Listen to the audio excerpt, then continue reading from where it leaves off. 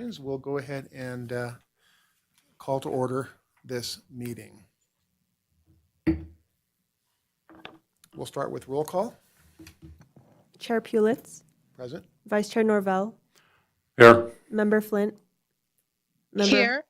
Member Horton, Member Hutter, Here. Member Stewart, Here. Member Sutton. A quorum is present. Thank you. Carl, would you mind doing the Pledge of Allegiance tonight? Lead us.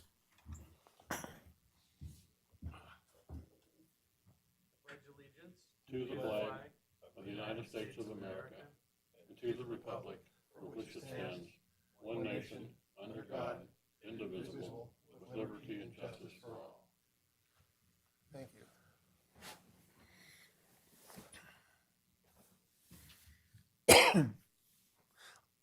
I'm assuming that everybody had a chance to review the minutes of our past meeting, and I'd like to ask for someone to make a motion to approve the minutes.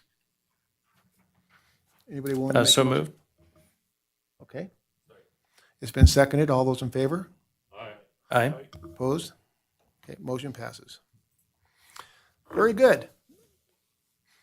The chairman reserves a right to modify the agenda in order of most effective process. Yes. Oh, I'll do it now. Thank you, Harlow.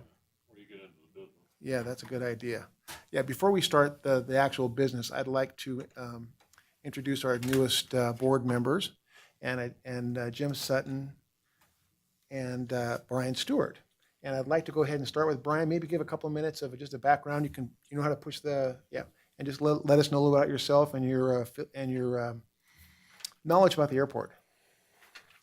My name is Brian Stewart, and I've been based out of Carson Airport for, oh goodness, I don't know, for a while now. Currently the accountable manager and owner of the maintenance shop at the airport, which is a Part 145 repair station, and the aircraft rental and flying club. Oh boy, I'm on TV now. And with around 250 members that participate in the rental operation and use of the airport facilities with small piston aircraft, from all the way up north in Fernley down all the way as far as Bishop. People are coming up to the airport to use those aircraft. So I know the airport pretty well, not as well as probably I should. But I really like Carson City Airport. I've been a pilot for many years and in aviation for quite some time on the business side of things. And so I imagine most people here, with the exceptions of a few, are pilots, so we all know what it feels like to give all your money to your lady and your plane and be broke. And it's a pleasure to be amongst kindred spirits that way on the airport authority. Thank you, Brian. Jim? I'm Jim Sutton. My interest in the airport is community. Oh my gosh, what a wonderful place. I've been involved with aviation on the peripheries. I was, when I lived in Colorado, I was on the Friends of the Erie Airport, Erie, Colorado Airport, was the president of that board. I've been the president of an HOA for my homeowners association for 10 years. I'm currently the president of the board for our condominium, our hangar condominium, and I've served in other capacities as well publicly. Opportunity to give back to the community, and this is my home airport, and I want to make sure that it is good for everybody, so I'm throwing my hat in the ring to say, how can I help?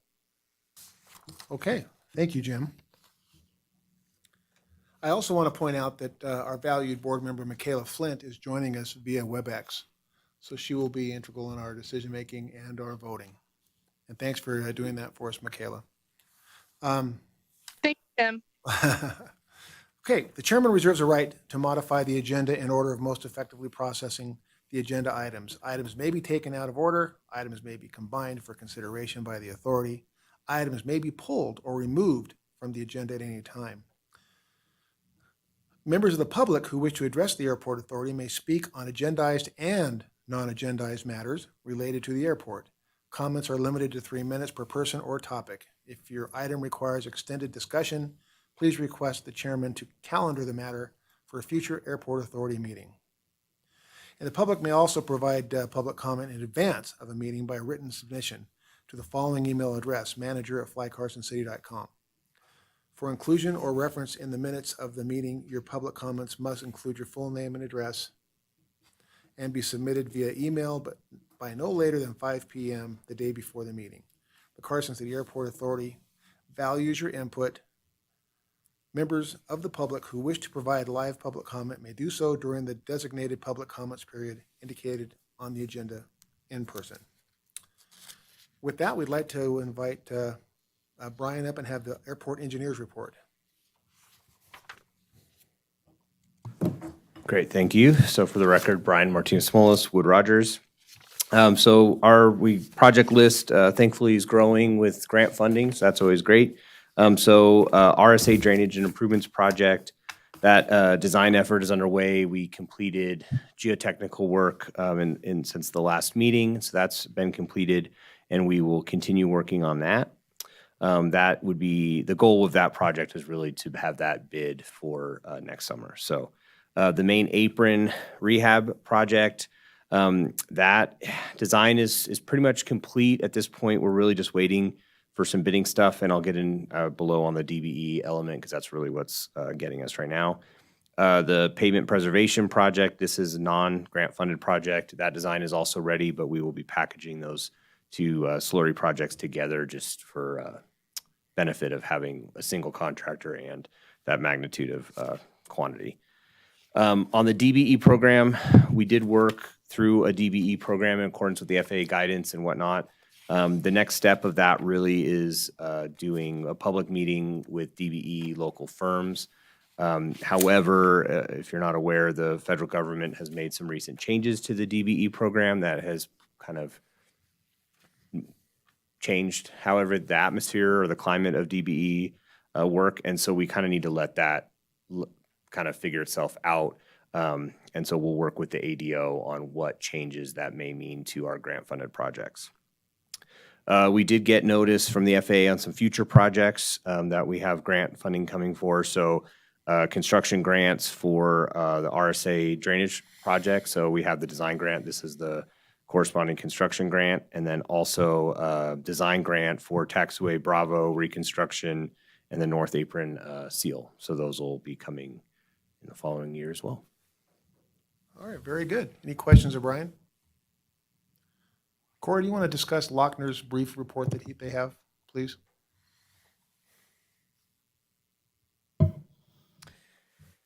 Okay, so they're working on two different projects right now. The first one is one we're all anxiously waiting the results for, the PAPI project. The FAA Instrument Flight Procedures Information Gateway request has been submitted per direction from the flight procedures team. This took us a while to get to submitting that. Y'all know we already did a certification of the PAPIs. In the past, we all thought they were doing the nighttime assessment when they did that, but they were not. They missed the fine print, I guess, and they just didn't do that. So whenever we went to reapply for that, we were talking to the procedures team, and they were completely unaware of the project, which was not good. There definitely were discussions with them, but they probably were a very long time ago, and the people who had those discussions with them are no longer around. So Nadine and I worked together to try to find as much historical information about of the project as possible to provide them before submitting the next application. So we've gathered everything we could and submitted it to them. It's always been a questionable if this approach would be approved for nighttime use with just the offset PAPI. There is the potential that it won't be approved, and there is a second portion of this project in the event that it's not. Everyone's been very hopeful that it will be approved, and we still are, and everything from the engineers has been positive on that front. But this mix-up with the FAA does have me concerned that it's not quite as our odds of getting approval may be lower than they were in the past, with just the offset PAPI. But hopefully that's not a done deal yet. So, you have a question, Harlan? Well, this was the first I'm hearing this. I thought we were simply waiting for the approach plates to be updated. Well, we did talk about this after that last inspection. So in the manager's report, I specified that the PAPI were certified, but it wasn't approved for nighttime use, and that was going to be a separate process. They were evaluating the runway end identifier lights or something. They certified the runway end identifier lights and the new PAPI, but they did not do anything for the procedure, for the instrument approach procedure. They just certified the equipment. So that now they need to come out and flight check it, Yeah. for example, at night. Yes, and it's a different team that does it. The actual procedure is different than the Yeah. actual navigational aids. So it's a little bit different process, and that process has not been done yet. And we're going to apply for that to be done as soon as possible, but then we ran into this issue with the FAA where the procedures team is saying they've never heard of this before. And even though we've been working on this for, I don't know, 7-8 years, something like that. But that's not the case. There definitely would have been discussions between them and lean engineering, but the people with lean engineering that would have had those discussions are all no longer with the company, and we have very few records of that. We did come up with some good presentations that were given where they had some timeline data in the presentation, and we presented that to the procedures team before reapplying. So we're at the back of the calendar for flight check, or even on the calendar yet? Maybe We not. just applied this week. Mm-hmm. Those guys a year to get out here. I don't know. I've never Yeah. seen how long it takes for the procedure team to get something done. Don't even know So- if they're getting paid right now. They may not be. Okay. Our ADO is getting paid. Our ADO is working. The people that we interface with normally with the FAA, there's definitely a bunch of stuff in the FAA that is not. Like the airspace analysis people, they are essentially not doing airspace analysis right now. That's going to be a problem for construction across the entire country. So that's where that one's at. I wish I had better things to say about it than that, but that's where we're at. It was never a guarantee the offset PAPI was going to get us the nighttime approval by itself. And it's not a done deal. They still could approve it. I just wish I had some better positive conversations with the FAA about it leading into that. Any other questions? Yeah, sure, Tim. I mean, I think just on one note on that one, it always, I mean, over the past 5 years, however long we've been doing this, has always made me nervous that, whenever I remember how to get to the website for the instrument approach procedures production flow, that I've never seen anything for Carson around that active. But, I kind of just chalked it up to what do I know. But I think that might have been, in retrospect, a clue that the TERPS folks didn't have this on their radar, but I don't know when it even shows up for the first time there. So, I think this would be when it shows up for the first time. okay. So that 'cause might not have been the leading indicator. There's been no application submitted to them, no formal Well, application. that's what I mean, is absent that, that might have been just kind of, in hindsight, something to think about, as like a, maybe that meant that the one hand wasn't talking to the other. I did have another question going back to the DBE piece. That's disadvantaged business entity, right? Okay. Is the issue around the projects tied to that the funding was specifically available only because of a DBE program? Or just walk us through a little bit more detail about how that connects with a project going or not going? So the federally funded grant projects historically have had a DBE goal associated with them for DBE contractors. The way a DBE goal is variable, I I'm not a DBE expert, so maybe take a little bit with a grain of salt, but the DBE goals are variable in the fact that like different regions might have different goals based on the availability of the contractors and different projects depending on the scope of work. If we were doing a scope of work that there was no DBE contractor in the region, we could have a goal of 0. If we were doing a project that had a plethora of those firms, it could be significantly higher. So my understanding from what the federal government has changed is the qualification factors to be a DBE. And so all of these DBE firms have to reprove whether they qualify as a DBE. And so as such, the goals could drastically change. If a number of our DBE local contractors no longer qualify, then the goals would go down. And the risk would be if we advertise today with a higher goal, we wouldn't be able to get there. And so we need to work really with the ADO and figure out what the guidance is from them prior to us bidding. And given the fact of this work really needing to be happening in the spring, we have the benefit of not needing to rush. So in our conversations with Corey and I, it makes sense to let the dust settle. We will work with the ADO and then advertise for it. Good question. Anybody else? If not, I see we'll move on. We do not have any consent agenda items tonight, so we're going to move directly into public hearings.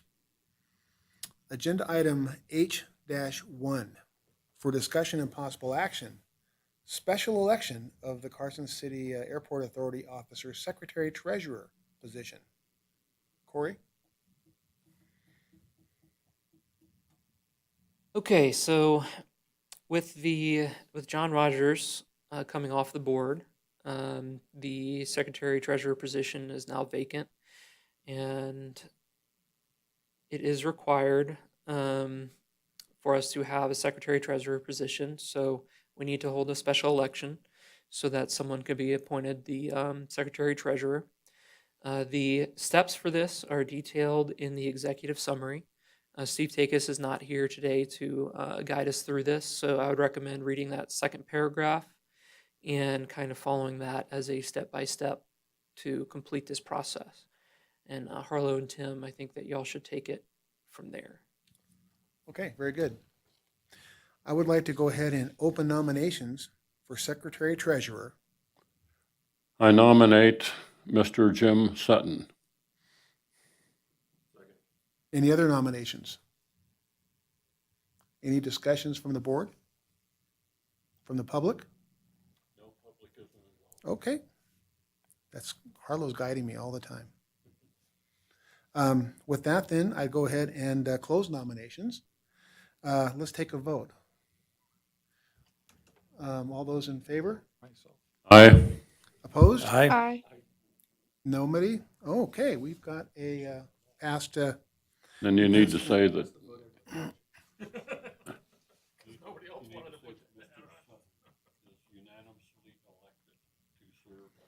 All right. I am announcing that Mr. James Sutton has been unanimously selected as our Secretary Treasurer of the Carson City Airport Authority Board. Thank you, Jim, for taking that. Very good. I'm going to move on to the next item, which is item H2. For discussion and possible action, approve Kaufman and Associates, Inc. scope of services for an aviation demand forecast, update with runway length analysis. Corey? So this is a scope of services for a grant that's already been awarded. This is a study, aviation demand forecast update. There's is also for a runway length analysis. This contract can be awarded to Kaufman without going out to bid because Kaufman and Associates has already been selected as the Carson City Airport's planning consultant. You can see the history in the previous action section. That being the case, we can just award them with this service. However, I would say they have a very good scope of services presented here, and they're definitely the right party for the job. This will do an analysis both of current and future potential aircraft activity and our runway length needs. The FAA has informed us that they are concerned that we need more than a runway extension and that we actually need a category change of the airport. And this study will be used to help provide the required materials to make that determination. And that is very important.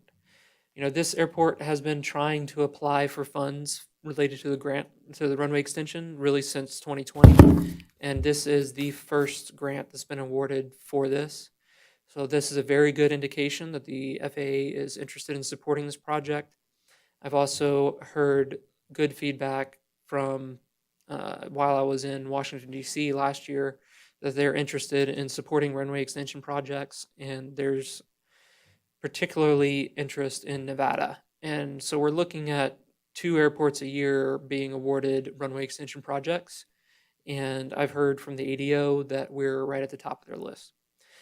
But we have to go through these steps. And this study is the beginning to determine if it's just going to be a runway extension we're looking at or a design category change. And that would be ultimately a lot more work for a design category change. But we need to give the FAA what they need to make their decisions. So I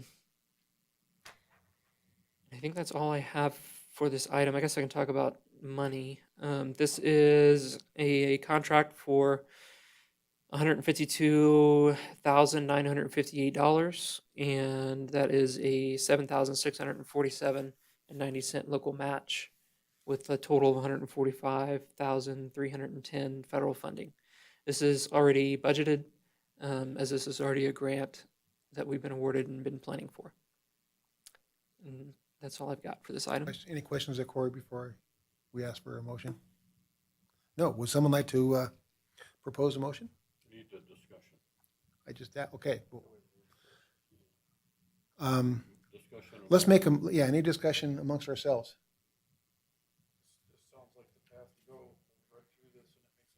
Okay, very good. So the grant has already been approved? Yes. Okay. And it's 2,000 and whatever dollars to us. That's a pretty good deal. 7,000. Yeah, still a good deal. Any members of the public that would like to have any comments? Negative, okay. Now I can ask for a member to make a motion. Who'd like to make a motion? Mr. Chairman, I propose to approve the Kaufman Associates scope of services for an aviation demand forecast update and runway length analysis. Okay, any additional discussion? If not, a second from Mr. Hutter.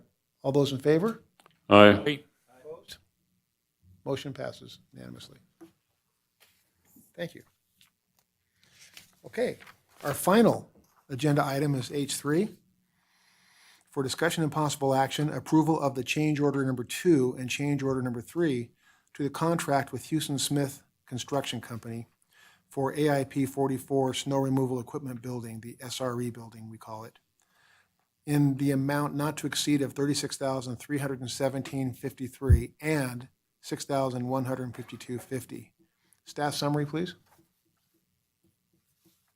Okay, so this is the second and third change order for this contract with Houston Smith Construction Incorporated. These 2 items came up unexpectedly because they are related to code and permitting requirements, and we were notified by the city during inspection that these 2 items were going to be required. One of those is that a 500-gallon sand oil separator needs to be increased to 750 gallons. And the other is an issue with utility trenching. And the gas line needs to be a farther distance from the other utilities than originally anticipated, which is going to require a second trench. And that trench is going to be the 36,317 portion. The FAA has reviewed these change orders, and they have determined that they are AIP reimbursement eligible. And that is all that I have for this item, and I'm available for questions. Any questions for Corey? Did we miss that in the original design, or is that a change in the ordinance? Or- So this was basically designed, my understanding, to be like regionally standard, I guess. The construction company has done most of their work in Reno, and this would have kind of been Reno's specs. And it did not get caught by the city during the initial review. So it was presented incorrectly to begin with, but the city also didn't catch it when they did their initial review. So it's just Carson City Code being different than Reno is the primary cause of that. Any other questions for Corey? Any members of the board have any comments or discussions amongst ourselves? Anybody from the public? If not, I'm going to call for a member to make a motion. Who would like to make a motion?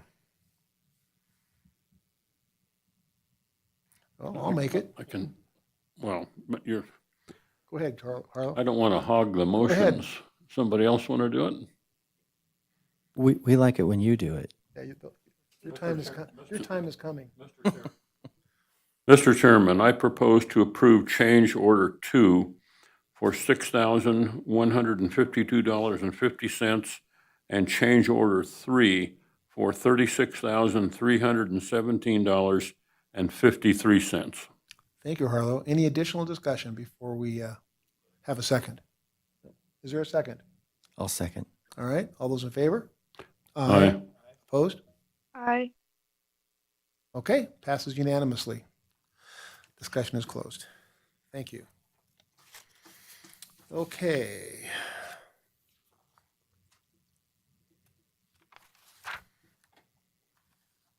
Now we'll move on to airport manager's report. Okay, so it's been busy, as always. Lots of work on the PAPI project and the SRE building. Eagle Valley Hangar Development has changed their design to not include any of the airport-owned property for their drainage needs. So they will no longer be looking at doing any improvements at the front of the airport on the east side. They'll only be working on their portion on the west side. Repairs an entry gate. So the entry gate is damaged. There was a trailer being pulled into the airport, and the card reader bollards were hit by the trailer. And it's Rick tried to find a vendor to do that repair, especially because it would be insurance paid for by the insurance company. He did not have any luck finding a vendor that would do that project. So he's ordered the parts that he needs to do the repairs himself. I wanted to highlight that because it's right in front of the airport at the entrance. There was a motorcycle accident on the fence along College Corey, Parkway. I just have a quick question. Yep. Of course, this would have been paid for by insurance, wouldn't it? Yeah.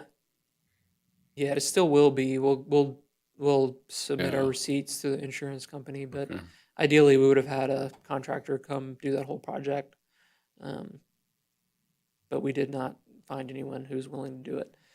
It's something to do with the type of bollards it is and the materials and having to get it in bulk and not individual pieces. And so we found a couple of different companies that will sell us the individual parts, but not one that was willing to do the project. So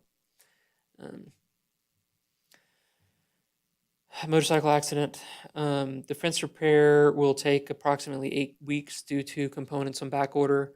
Our fence is not something that's normally kept in stock at the fence companies. All the requested items for the 2024-2025 audit have been submitted, and we're continuing to work on that with the auditor. It's not complete yet. We just have everything they initially asked for. This next item I'm going to spend a little bit of time on. Granite Construction has purchased Cinder Light Trucking. Cinder Light Trucking as a company still exists, and they're still operating. with the same staff. However, we first learned of this because Rick was out on the airfield working on something else, and he noticed two individuals at the end of the runway in high-vis vests, which is an unapproved area for anyone to be. So he went over there to see what was going on, and they were preparing to launch a drone, to fly a drone on the final approach of the airport from airport property right off the end of the runway.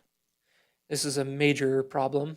Luckily, Rick was able to talk to them before the drone was launched. They were not cooperative.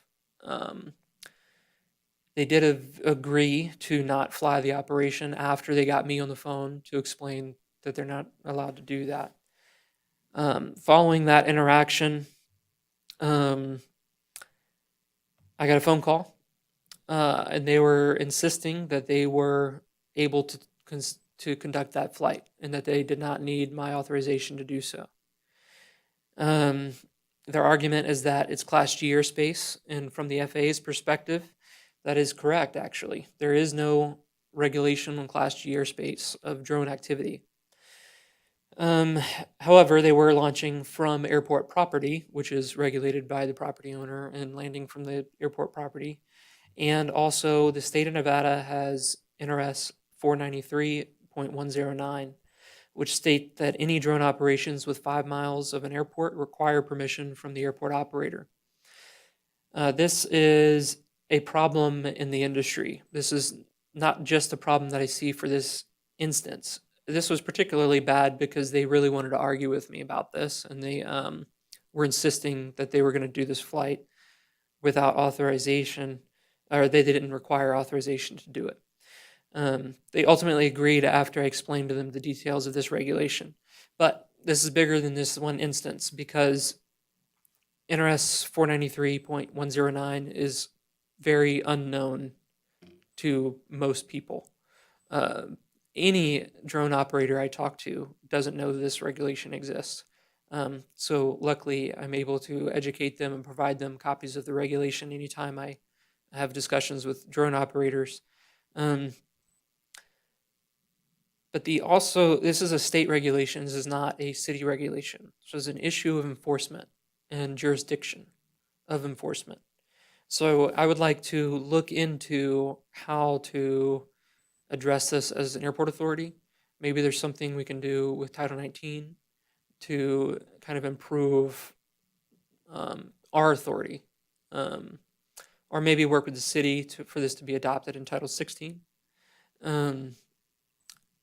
So there's someone local with jurisdiction who can better enforce this.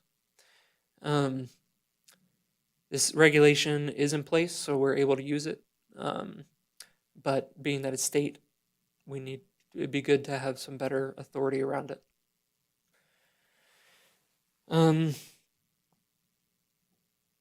Airport open house was a success. We did not have someone counting heads at the door this year, but we do suspect we potentially doubled our attendance again. The parking lot filled up and we were turning people away, and this is the first time that's happened. Also, just in general, the crowd was more active and more steady throughout the day, which last year there were times where it was kind of slow. So based off of that, we assume it's somewhere between 2,500 and 3,000 participants. There's a big issue with the open house for the future events, and that is that the parking location is no longer going to be available. We know that parking off airport was tried in the past, and it was not very successful from the feedback that the airport received from that, and we want to avoid utilizing off airport parking if possible, and we have to find a solution to this if we want to continue to have the event. I have already began discussions with nearby property owners who may be interested in helping us find a solution, but it may end up resulting in the event moving to the north side of the airport, which I think would work out, but there's a lot of logistics to figure out there. Access points, crowd control, a lot to do. So it's possible we may not be able to have an event next year, unless these issues are figured out. So also, we had the biggest fundraising that I've seen. So thanks to all the sponsors for everything they did to make that happen. We were able to donate a uncertified simulator to the Civil Air Patrol, and we're also going to be able to donate to various different nonprofits, which was a really good outcome. Corey, just real quick, the loss of parking on the south side due to the fuel farm bill, due to the development of Eagle, why are we losing that? That land is the Eagle Valley Airport Development. Okay, so it's the hangar Eagle. development. Got it. And they'll be moving ground on that construction project before the next event. They already have the land now, and they let us use it for the event this year. Fuel flowage numbers, these are incomplete. We did not receive all of the data from the FBOs in time to complete this data, but we've missed a few months, so we're up to date through August. Aircraft operations are below that. The operations numbers, I'm really looking forward to getting our SRE building because I'm going to put up a second ADS-B receiver. And I think these operations numbers are going to look a lot different whenever we're getting good data from the approach end of 2.7, because I know we have a blind spot there. I'm not sure how accurate these negative 47% is, and I think it's probably kind of far off at this point. So hopefully we'll get that SRE building up and we can get a new transceiver there and we can get some better data. But it does kind of support the trend of fewer operations and higher fuel sales, which is an indication of larger aircraft using the airport. Detailed numbers of the operations data are below, and that is all that I have. Any questions for Corey? If you are the meeting host, enter the host key followed by pound. If you are not the host, press pound. Keith warned us that this was going to happen, Okay. and he's going to be working on getting it resolved. Oh, because of the time frame. Yeah, 6 o'clock. Okay. Since we don't have we have a new treasurer that has not been involved in the treasury yet, we do have the financials printed on your board packet. And unless you have any questions, I think we'll forego the treasurer report. Unless you have something you'd like to say, Corey. No, just thank you, Jim, for taking on that big challenge. Yes. And I did have a chance to sit with Corey and our bookkeeper. Mhm. We went through some preliminary things. Things look good, looking at aging reports, et cetera, so trying to get up to speed on that stuff right now. Excellent. And just so the rest of you are aware that I currently am authorized to sign, approve payables and sign checks.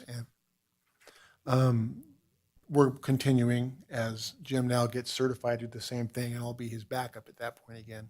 So everything is moving along properly.